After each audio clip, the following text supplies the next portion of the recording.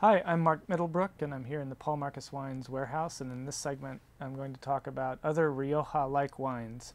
And what Rioja-like means to me is other wines that are based on the Tempranillo grape, the grape that forms the majority of most Rioja red wines. You'll find a lot of what we call cheap and cheerful Tempranillo from other regions of Spain, such as Castilla. This Bodegas Fontana Mesta is a good example. These are great value, fruity, fresh, kind of like a Joven-style Rioja that are some of the great bargains, I think, in the wine world. And then there are two other regions a little bit less well known than Rioja, but that can make equally fine wines. One of them is Ribera del Duero, which is west and a little bit south of Rioja.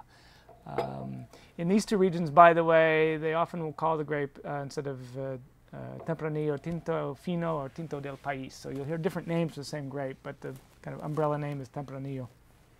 Ribera del Duero is a very fashionable region for wine right now, and there's some really great wines coming out of that area, whether from Balbas or many other producers. They also use a very similar aging classification to Rioja, that is Joven, Crianza, Reserva, and Gran Reserva, representing increasing requirements for aging the wine at the bodega, at the winery, before it's shipped to you. So there's a lot of similarities between Ribera del Duero and Rioja. To me, the wines often are a little more gamey animal, a little more kind of wild flavors to them. Great wines to drink with grilled meats in particular.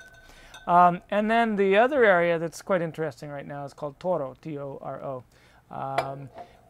Very hot area, not that far from Ribera del Duero, where the wines really have a dark, inky, rich character. If you're a fan of big California, Australian wines, you might enjoy taking home some Toro. Again, based on the Tempranillo grape, but just because of the climate, you get a much richer, more generally denser, and often more extracted wine.